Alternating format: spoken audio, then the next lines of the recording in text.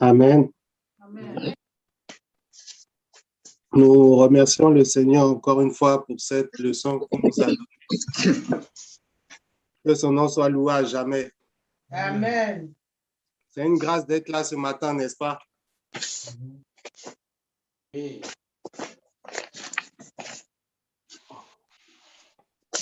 Alléluia. Donc, nous allons commencer notre leçon des jeunes et des adultes. Et maintenant, nous allons demander le titre. Quel est le titre de notre leçon, s'il vous plaît, pour les adultes? La connaissance. Oui. Encore une fois, tous ensemble. La connaissance. La connaissance. Et pour les jeunes? Une seule réponse. Réponse. OK. Connaissance. Donc, où est-ce que nous allons lire notre passage biblique? Dans Proverbe 2, versets 1 à 9. OK. Quelqu'un pour vous lire ce passage, s'il vous plaît?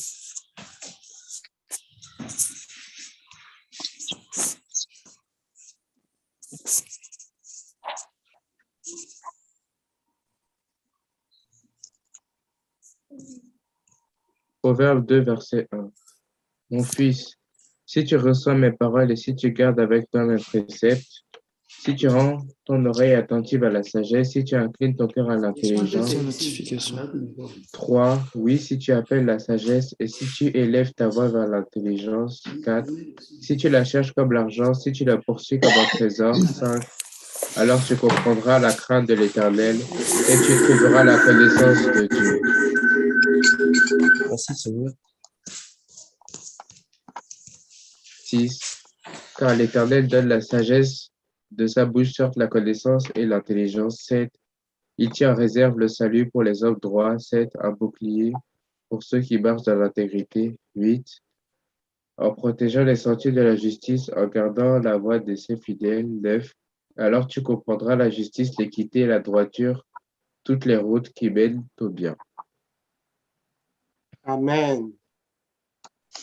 Qui peut me rappeler rapidement, merci beaucoup pour cette lecture, qui peut me rappeler rapidement le titre de notre leçon dernière, de la leçon dernière? Oui. La vertu. La vertu. Encore une fois? La vertu. Et pour les jeunes, c'était l'importance du fait de dire non. Non. Que le Seigneur nous aide. Amen.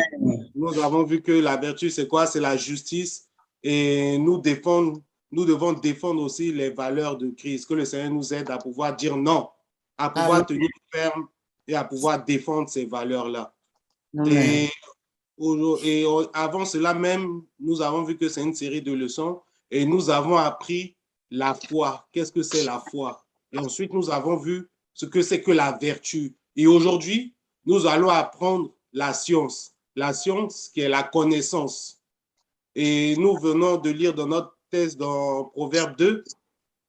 Et ce texte nous a montré l'importance de l'éducation, l'importance de garder la parole de Dieu et aussi de rechercher l'intelligence et la sagesse comme Salomon l'a fait.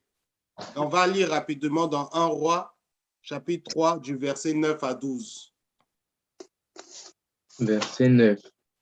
Accorde donc à ton serviteur un cœur intelligent pour juger ton peuple, pour discerner le bien du mal. Car qui pourrait juger ton peuple, ce peuple si nombreux? 10.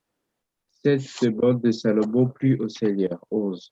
Et Dieu lui dit, puisque c'est là ce que tu demandes, puisque tu le demandes pour toi, ni longue vie, ni des richesses, ni la mort de tes ennemis, et que tu demandes de l'intelligence pour exercer la justice. 12.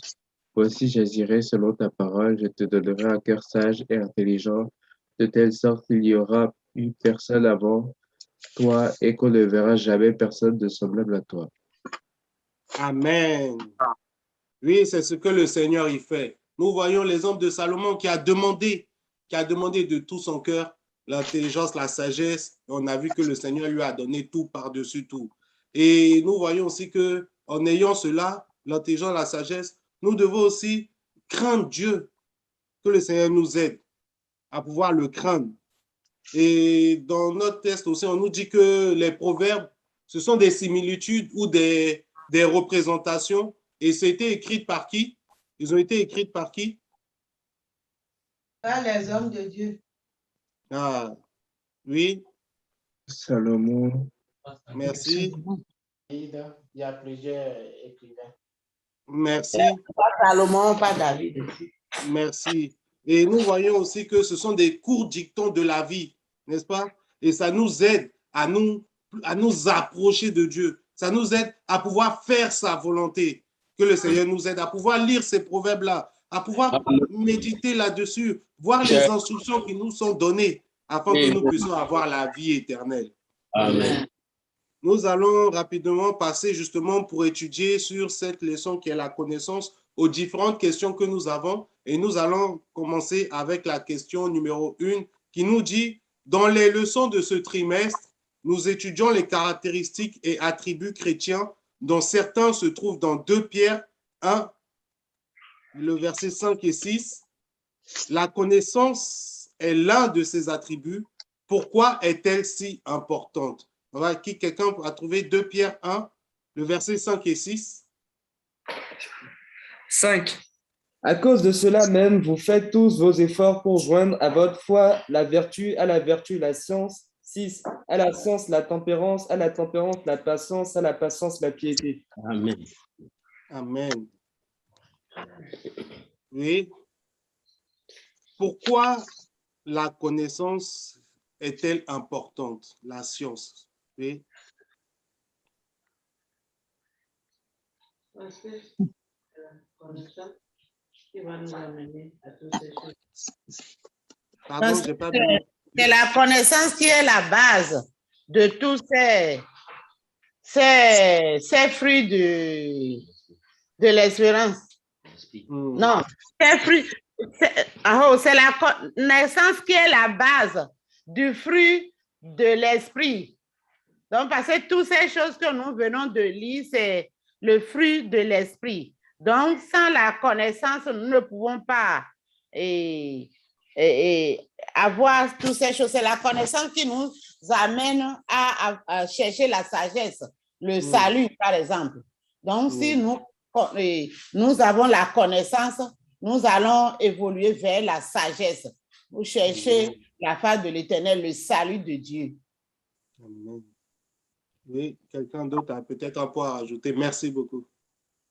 Selon Dieu, la connaissance spirituelle, ça nous aide à acquérir plus de la sagesse parce que on nous a dit celui qui craint l'Éternel, la crainte de l'Éternel est le commencement de la sagesse.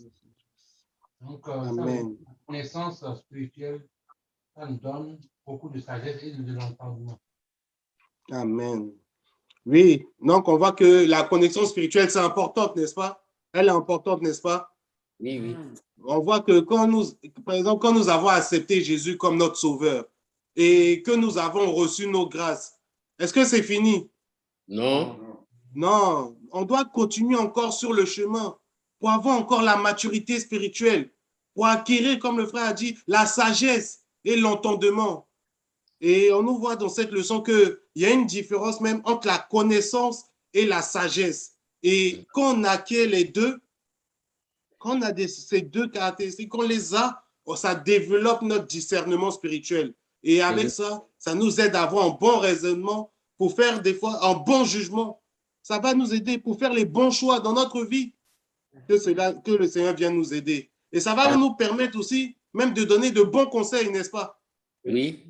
Vraiment, c'est primordial même qu'on sache cela, que le Seigneur vienne nous donner la connaissance spirituelle. Amen. Nous allons continuer avec la deuxième question qui nous dit, lisez les définitions que le dictionnaire donne des mots connaissance et sagesse, puis expliquez en vos propres termes la différence entre les deux. Donnez un exemple hypothétique de chacun. Oui.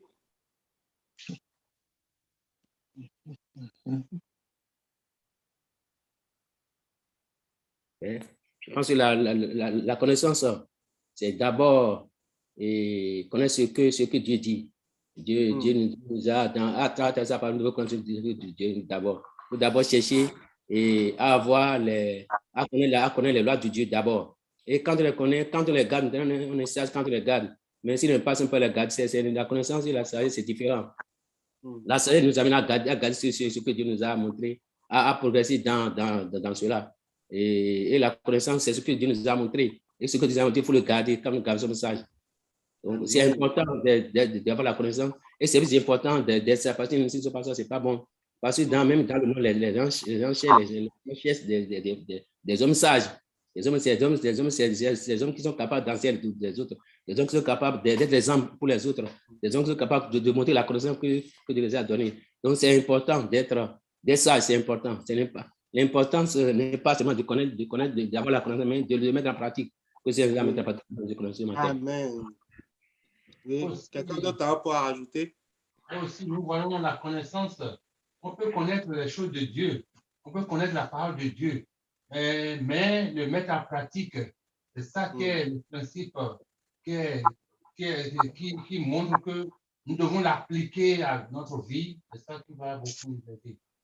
Mais le connaître sans l'appliquer, c'est l'hypocrisie. On n'est pas c'est l'hypocrisie. Et ça nous aide. Donc, nous voyons que la connaissance, on nous dit que c'est la compréhension des faits, des vérités ou des principes. En gros, c'est de savoir, c'est nos connaissances, c'est de savoir ce que nous savons. Ce sont les acquis que nous avons eus par nos expériences, par plein de choses. C'est ce qu'on sait. En nous-mêmes, on sait que voilà ce qui est là. Et la sagesse, on nous dit, c'est le pouvoir de discerner et de juger correctement ce qui est vrai ou juste. Et comme on nous a dit, on peut avoir une grande connaissance, par exemple, une connaissance mentale sur les histoires bibliques. Peut-être on peut connaître beaucoup d'histoires bibliques, beaucoup de passages, sans comprendre même comment ces principes s'appliquent à nos vies. On a vu, n'est-ce pas, dans notre leçon que nous avons fait récemment avec l'eunuque éthiopien. Il était là, il était en train de lire quoi? Ésaïe 53. Mais est-ce qu'il avait compris qu'il s'agissait de Jésus? Non. Ah, vous voyez, les histoires que nous avons dans la Bible, même dans nos dévotions journalières, ou même dans la leçon des jeunes, c'est pour nous servir d'exemple. C'est pour notre instruction. On ne doit pas regarder, ah, c'est le roi David, c'est Salomon, ici c'est Joseph, ici c'est Élie. Non. Ou bien des fois, ah, ça c'est notre frère, ça parle de notre mari, mais c'est de toi que ça parle. C'est de moi que ça parle. Et on doit prendre ces enseignements, nous devons prendre ces enseignements-là et les appliquer à nous-mêmes. Que le Seigneur vienne nous aider. Parce que c'est pour nous-mêmes, c'est pour notre propre instruction. Et c'est l'Esprit de Dieu qui va ouvrir notre cœur. Alléluia. Qui va ouvrir notre cœur. Et c'est ça qui va nous convaincre de savoir que, ah, ça c'est bien. Ah non, ça c'est mal. Et ça va nous aider aussi à croître en sagesse, à avoir encore plus de sagesse à travers nos connaissances. Que le Seigneur nous aide encore. Et on voit que la parole nous dit quelque chose. Elle nous dit que nous ne devons pas nous faire quoi? Nous borner à seulement écouter cette parole. Parce que nous ne devons pas seulement écouter. Parce qu'on dit, ne vous bornez pas à l'écouter. Parce que si on se borne à l'écouter, ça nous fait quoi? Ça va nous tromper. On va avoir des faux raisonnements. Que le Seigneur vienne nous aider. Mais qu'est-ce que nous devons faire? Nous devons la mettre en pratique, comme ça a été dit. Nous devons l'appliquer à notre vie.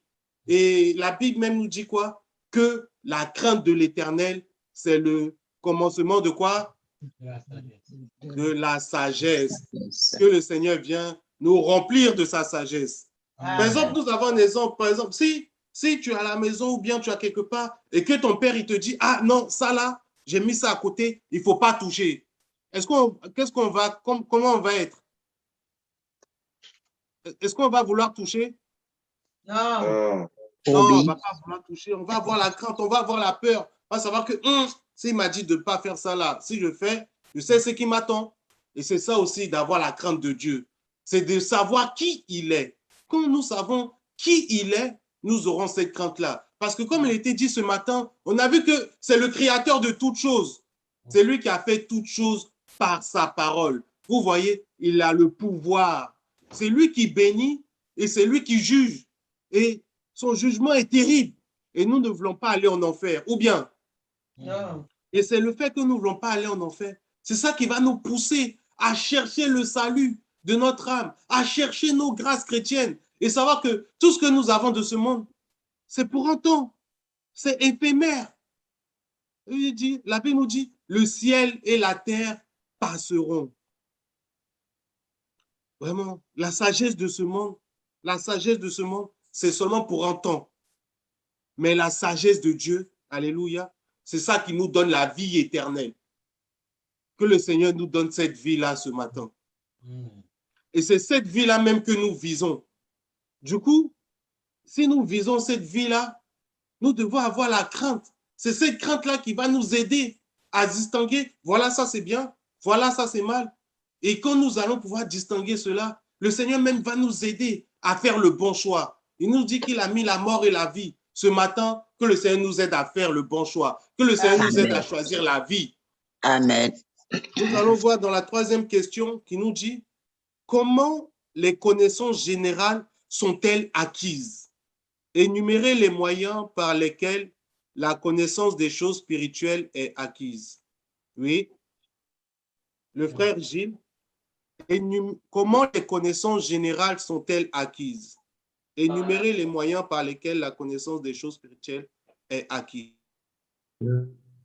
Les connaissances générales sont acquises, on peut dire, par l'instruction des parents, par l'instruction qu'on a, par exemple, à l'école, ou bien par l'expérience qu'on fait au quotidien, mais aussi au travail, par exemple. Les connaissances spirituelles sont acquises par la parole de Dieu, la lecture biblique, la prière, les chants, et du coup l'expérience aussi qu'on fait au quotidien lorsqu'on est prêt, lorsqu'on vit avec des personnes qui croient en Dieu, avec des chrétiens, du coup par les témoignages, je veux dire. Oui. Et merci beaucoup. Merci. Quelqu'un d'autre a quelques points à rajouter? Oui, il y a des connaissances aussi que si nous avons des parents chrétiens, comme nous avons lu dans plusieurs dévotions journaliers, comme quoi les parents ou les grands-parents, ils sont transmis leur connaissance de Dieu à l'enfant. Donc, on peut acquérir la connaissance aussi par nos parents et par leurs grands-parents.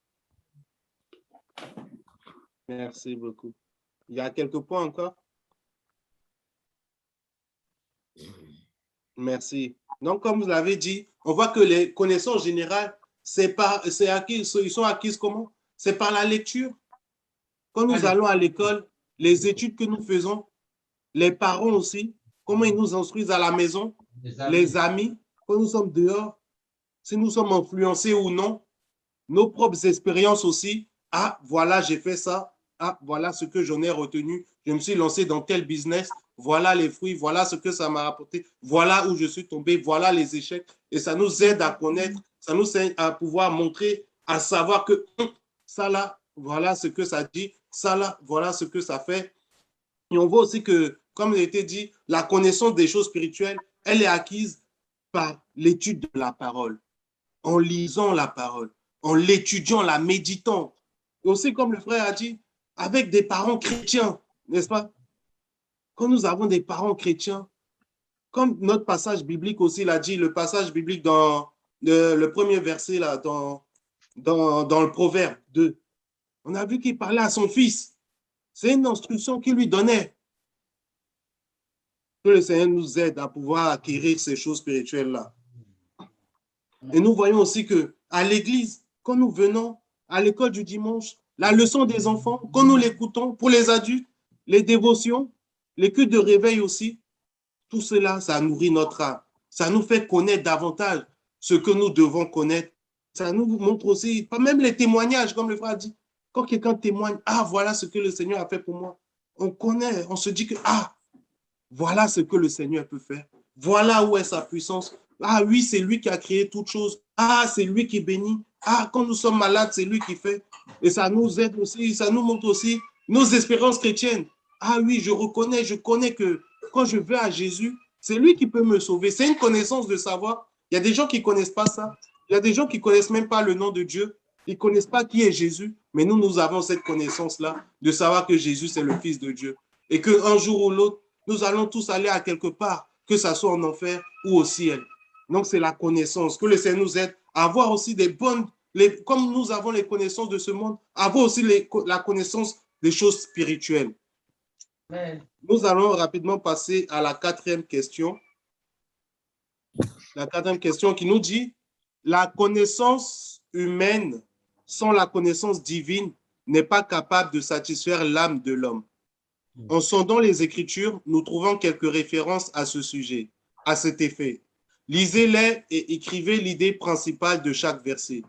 On va d'abord lire 1 Corinthiens 1, 19. Quelqu'un pour nous lire 1 Corinthiens 1, 19. 1, verset 19. Aussi est-il écrit, je détruirai la sagesse des sages et j'anéantirai l'intelligence des intelligents. Oui, frère Emmanuel, quelle idée tu trouves par rapport à ce verset-là? On dit, la connaissance humaine sans la connaissance divine n'est pas capable de satisfaire l'âme de l'homme. Oui. Et quelle idée nous avons de ce verset en Corinthiens 1, 19? On voit que c'est Dieu qui nous aide. Ce n'est pas nous-mêmes qui avons notre intelligence. Si tu te crois intelligent, ce n'est pas là que tu vas réussir. Amen. Nous voyons aussi que la connaissance de l'homme et nous allons de Dieu, quoi. La connaissance de l'homme nous de Dieu, mais la connaissance de Dieu nous amène à chercher le Seigneur. Si nous connaissons la parole de Dieu, et ça nous amène à s'attacher à Dieu. Mais si nous ne voulons pas, nous ne voulons pas rester par ça, nous amène loin de Dieu. Donc c'est là que la connaissance sans la connaissance divine ne satisfait pas l'âme de l'homme. Que le Seigneur vienne nous aider. Vous voyez, c'est une folie. Et même, comme vous avez tous dit, nous avons même étudié comment la mer Rouge, n'est-ce pas, la mer Rouge s'est divisée en deux. Mais au lieu que les Égyptiens, ceux qui étaient même à cette époque, c'était une grande puissance, ils vont comprendre que c'est la main puissante de Dieu qui a fait que la mer Rouge s'est divisée en deux. Qu'est-ce qu'ils ont fait? On a vu qu'ils sont rentrés dedans et l'Éternel les a engloutis. C'est la main, vous voyez, c'est ce que le Seigneur y fait. C'est la puissance de Dieu. Il les a confondus même. Que le Seigneur vienne nous aider à toujours rechercher la sagesse d'en haut. Et nous voyons aussi 1 Corinthiens, chapitre 3, le verset 19. Car la sagesse de ce monde est folie devant Dieu. Aussi est-il écrit, il prend les sages dans leur ruse. Oui, frère Enoch, qu'est-ce que tu penses de ce verset? Qu'est-ce que tu peux nous dire? Là, dans ce verset, Dieu veut nous montrer que l'intelligence des hommes, c'est pas comparable à son intelligence, du coup, c'est folie devant lui. C'est pour dire que l'intelligence des hommes, elle est bien comparée à celle de Dieu. Oui, merci. C'est ça, hein? L'intelligence de Dieu, la sagesse de Dieu, c'est trop. Pour nous, nous sommes trop petits. Que le Seigneur vienne nous aider. On peut même voir dans les dévotions que nous avons fait récemment, on peut voir autant des 10 plaies. On nous dit que le fleuve, Dieu l'a transformé en sang. Ça s'est transformé en quoi? En sang. Et on nous dit que, qu'est-ce que les magiciens de Pharaon, ils ont fait? Oui. Ils ont aussi la même. Ils ont fait la même chose, n'est-ce pas? Ils ont trouvé leur ruse, tout, et ils ont fait la même chose. Mais est-ce que c'est pas une folie? Oui, on nous dit que le Nil est en sang. Voilà, on ne peut plus chercher où on va trouver l'eau à boire. Il n'y a pas. Mais qu'est-ce qu'eux, ils font? Au lieu de chercher à comment enlever le sang, ils ont encore rajouté même dessus. Parce qu'ils n'ont pas la puissance. Parce qu'ils n'ont pas cette sagesse-là. C'est Dieu seul qui a la sagesse. Amen. Ça les a, eux-mêmes, ils étaient étonnés, ils étaient choqués même que le Seigneur vienne nous aider à pouvoir être sages. Amen. Et nous voyons aussi dans 2 Timothée 3, 7. Oui, quelqu'un pour nous lire rapidement. Verset 7. Apprenant toujours et ne pouvant jamais arriver à la connaissance de la vérité. Oui, apprenant toujours. Là, ça nous dit que les hommes ont beau chercher, ils ne pourront pas, s'ils ne se tournent pas vers Dieu, ils ne connaîtront jamais la vérité. Jamais. Et puis là, ils sont limités ils sont limités. L'homme est limité. Et que ça nous aide. Nous avons même vu Salomon, celui-là qui a tout appris, n'est-ce pas? Ouais. Il a tout eu. Mais à la fin, qu'est-ce qu'il a dit? Tout est vanité. Tout est vanité. C'est comme ça aussi de nos jours aussi. Les gens, ils font tout pour trouver de l'argent, de l'or, les choses, les richesses de ce monde, ce qui va les rendre prospères. Et ils font aussi tout pour avoir l'intelligence. Ils font tout pour avoir la sagesse. Ils se battent. Ils déversent leur argent, tout, pour savoir ça. Ah, ça, voilà les nouvelles technologies. Voilà les nouveaux business. Tout ça, des fois, pour avoir une renommée sur cette terre-là. Que le Seigneur vienne nous aider. Parce que la sagesse de ce monde, si nous recherchons la sagesse de ce monde, c'est une folie. Ça nous éloigne, au lieu de nous rapprocher de Dieu, ça nous éloigne de lui. Mais la vraie sagesse, c'est quoi? C'est de connaître Dieu. Alléluia. Quand nous connaissons Dieu, là, nous avons la sagesse. Alléluia. Et c'est aussi de garder sa parole. Amen. Parce qu'on peut le connaître, mais ne pas garder sa parole. Mais quand nous gardons sa parole, que le Seigneur nous aide à garder cette parole. Que le Seigneur nous aide à nous attacher à cette sainte Bible. Et que le Seigneur nous aide aussi à pouvoir le craindre. Amen. Nous allons passer rapidement à la 5e question qui nous dit: un enfant acquiert une grande partie de ses connaissances sur la base de l'expérience. Comment le concept de connaissance par expérience est-il également vrai dans le sens spirituel? Oui. C'est vrai du fait que à chaque épreuve, à chaque réponse à nos prières, à chaque fois que Dieu nous fait quelque chose, ça nous renforce notre foi et ça nous donne plus de sagesse en nous. Merci. Merci. Oui. Merci beaucoup. Donc, nous voyons que c'est cette sagesse-là qui nous renforce, comme il a dit, ça renforce notre foi. La connaissance, si on sait que, voilà ce que la Bible dit sur le péché, voilà ce que le Seigneur ne veut pas que nous fassions. Et quand on se repent, ça va nous conduire, cette connaissance-là va savoir que, nous sommes sur la mauvaise voie. Nous nous dirigeons dans le mauvais sens. Et ça va nous faire connaître qu'il y a un sens à prendre et nous devons nous diriger dans ce sens-là. Et en se dirigeant dans ce sens-là, ça va nous ramener à pouvoir demander pardon, à devoir aller sur nos genoux, aller prier pour recevoir le salut de notre âme, pour recevoir la repentance, que le Seigneur nous aide. Et aussi, cette connaissance nous montre que nous avons aussi nos grâces.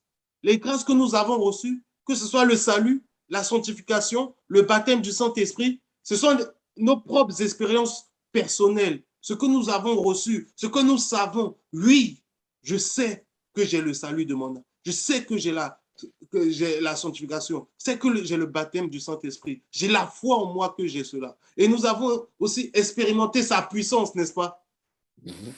Nous avons vu ce qu'il a fait pour nous, n'est-ce pas? Il nous a délivrés de beaucoup de problèmes. Il nous a délivrés du danger, dans les difficultés. Il nous a guéris de nos maladies, n'est-ce pas? C'est une connaissance. Quand j'étais malade, voilà, quand mon enfant était malade, quand ma femme était malade, voilà ce que j'étais malade, voilà ce que le Seigneur a fait. Quand mon frère était malade, ma soeur était malade. Oui, c'est une connaissance de savoir que Jésus, il a ce pouvoir. Il y a la puissance dans le sang de Jésus. Et ce Jésus-là, quand nous l'invoquons, quand nous prions de tout notre cœur, il fait de grandes choses. Et tout ça, ce sont des témoignages pour nous, n'est-ce pas? Et nous savons que notre Dieu, il est capable de tout. Amen. On va aller rapidement dans Jean 7, 17. Évangile selon Jean, chapitre 7, verset 17.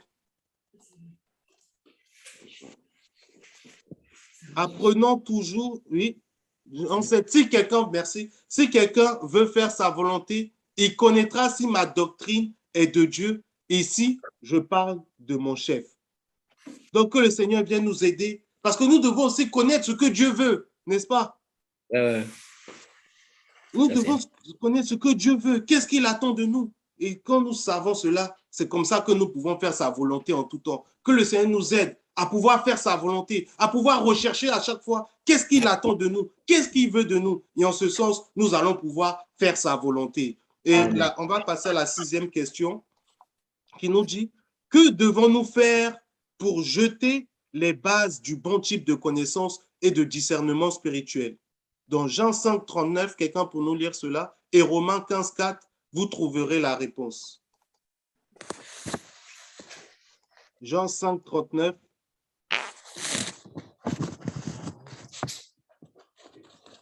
Parce que vous pensez avoir en elle la vie éternelle. Verset 39. Ce sont elles qui rendent témoignage de moi. Et Romains 15, 4. A été décrit d'avance, l'a été pour notre instruction, afin que par la patience et par la consolation que donnent les Écritures, nous possédions l'espérance. Amen. Oui. Que devons-nous faire pour jeter les bases du bon type de connaissance et de discernement spirituel? Oui. Sœur Belvina.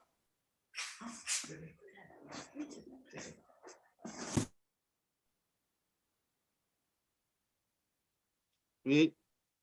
La sœur Adéchi. Que devons-nous faire pour jeter les bases du bon type de connaissance et de discernement spirituel? Oui. Quelqu'un pour les aider? Oui. Oui. Allô? Oui. Vous pouvez répéter la question, s'il vous plaît? D'accord. Elle est affichée, c'est la 6. Que devons-nous faire pour jeter les bases du bon type de connaissance et de discernement spirituel? Par la prière.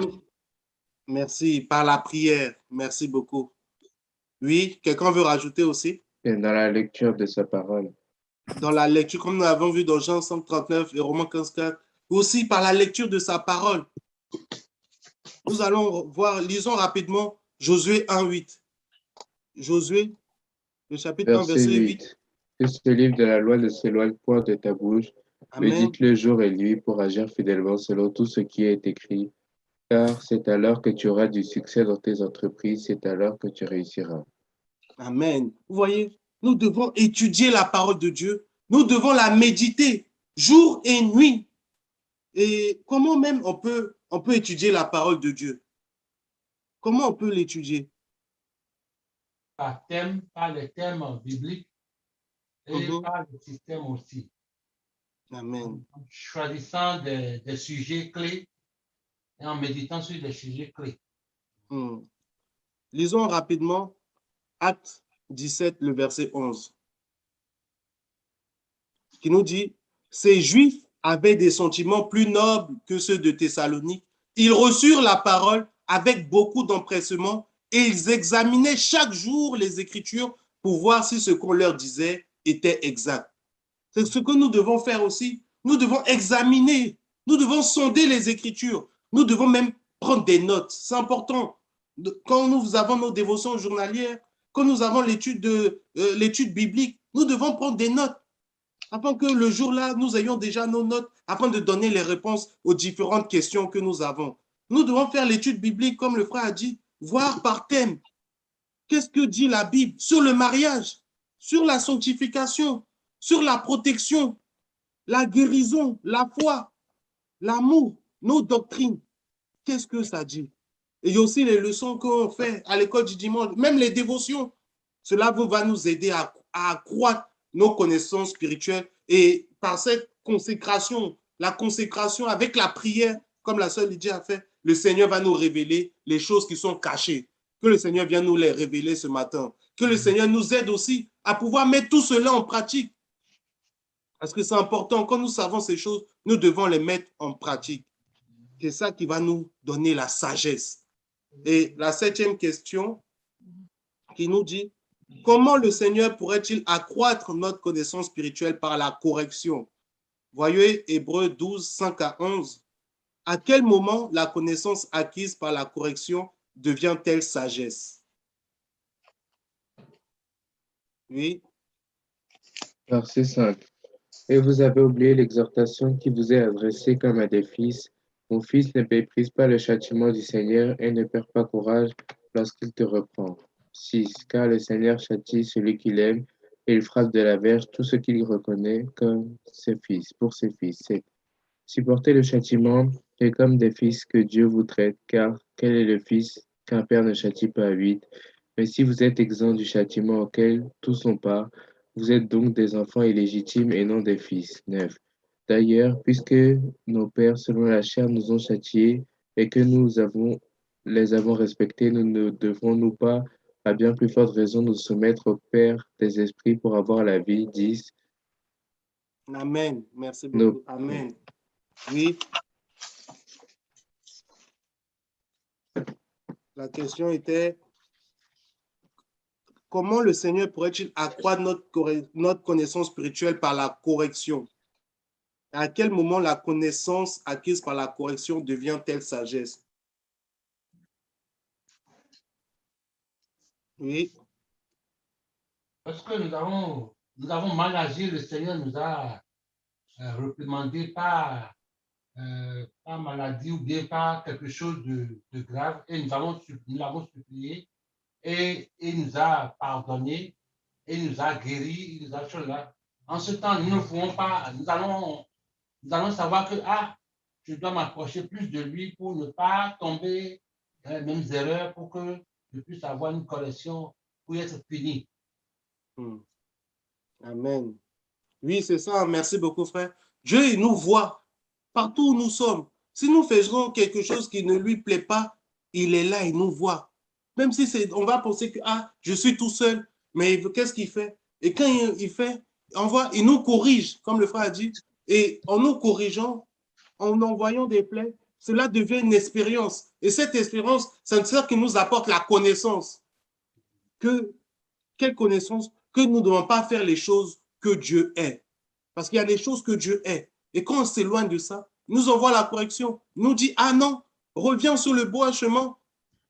Et si nous reconnaissons que c'est cette puissance, que c'est cette punition, la punition là, ça vient de Dieu, et que nous nous soumettons et l'endurons, nous nous laissons à Dieu, c'est ça qui va nous procurer la sagesse. Que le Seigneur nous aide ce matin à pouvoir avoir cette sagesse. Nous allons terminer en lisant dans Jacques 3, le verset 17.